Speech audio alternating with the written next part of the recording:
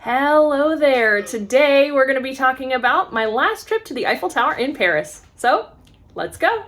So, Adam and I actually visited Paris and a couple other places in France this past September. But at that point, I only had my phone with me, so it was when I got back, it was a lot of time downloading clips, a lot of time editing clips, and unfortunately, I just kind of never got around to editing everything. Kind of fell by the wayside as other stuff came up.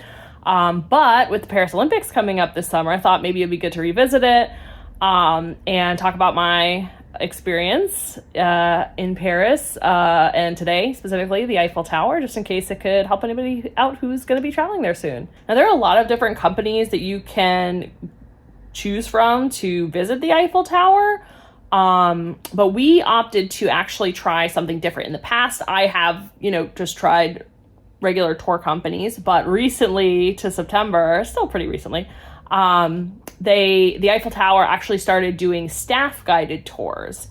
So I wanted to try that out to see what the difference was. And I'll talk about what I felt like the pros and cons were at the end. But for now, let's get into that experience.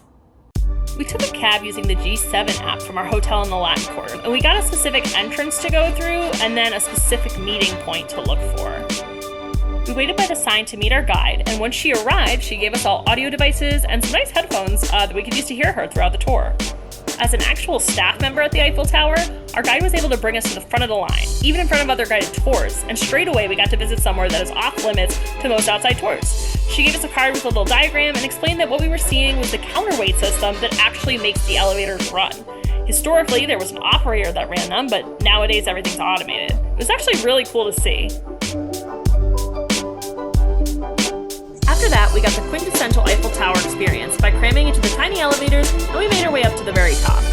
Now, the first time I ever visited the Eiffel Tower and took the elevators, it made me a bit nauseous to be going up on a diagonal, but this time I was actually okay.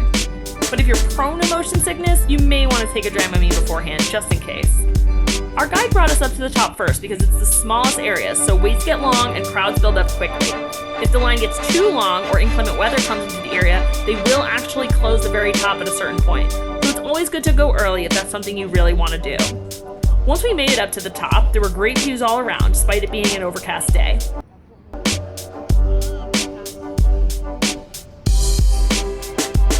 Looking up, you can see the radio equipment at the very top of the tower, and they had a little info about the history of the tower as well.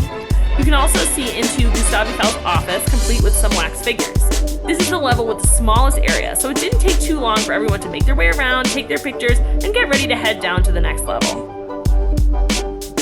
When we got down to the second floor, we could get a really cool view of the tower's point, and of course, some of the great views from up top, but with a little more detail and a little more room to move around. In my opinion, the tippy top is cool, but if you can't get up there for some reason, the second floor is still pretty great.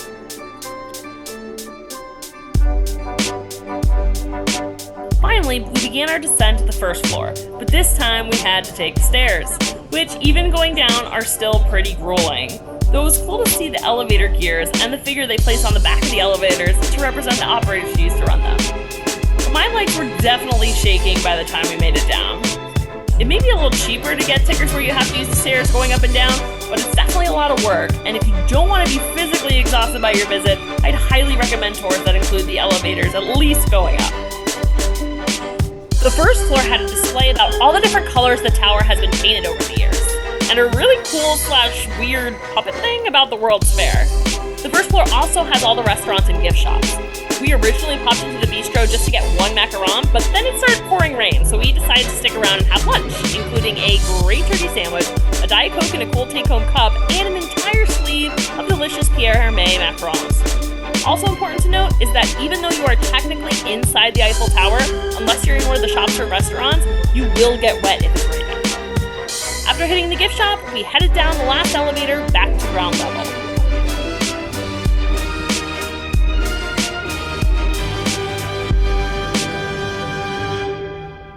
So overall, we had a great visit to the Eiffel Tower, but as far as pros and cons go, pros, I think, of doing the in-house Eiffel Tower tour were that we got to hear some cool stories from her working there, like some kind of insider stories. We got to visit that kind of behind the scenes area with the elevator counterweight system, which was really cool. And it was like a true skip the line tour. Like a lot of group tours bill themselves as skip the line, but usually that's just you're skipping the general line, but the groups are still, you still have to be in the group line if there's a line, unless it's like a small enough place that it's a reserved time for one group only, which is rare when you're at a big touristy site. But here we literally jumped in front of other groups. We were one of the first groups to get up to the very top of the tower, which, as I mentioned, is a very small area, so it was nice to have a little room to walk around. And because of that great start, we kind of were, had less crowds everywhere we were throughout the whole visit because, we were just kind of like a little bit ahead of everybody. So that was really nice.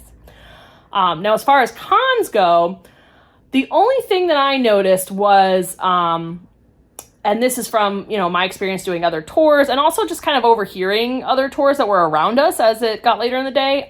We didn't seem to get as much of like the history of the Eiffel Tower. It was very much about like, this is what we do here at the Eiffel Tower today. And I really like history. So, I kind of wanted a little bit more of the history on the tower and maybe Gustave Eiffel a little bit.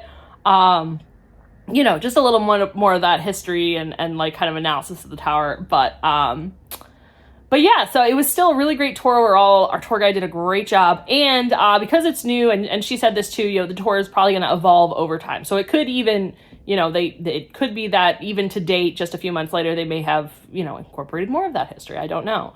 But yeah, so it kind of depends on, what your priorities are. Excuse me. So it kind of depends on what your priorities are. If you just want to get a nice view and, you don't really care about going to the tippy top, and you want maybe like a cheaper ticket, you could probably just go with a third-party tour supplier. If you want kind of that really VIP experience, get those insider stories and insider looks, then, this seemed like a pretty good tour. But if you're interested in more tips about visiting the Eiffel Tower, Paris, France itself, really anywhere, always feel free to reach out to me, Tracy Sylvia with Key to the World Travel. When you're ready to start planning and booking that next trip, you can head over to t.sylvia.com to get started. All of my planning and booking services are no additional cost to you. So, we'll see you real soon. Bye!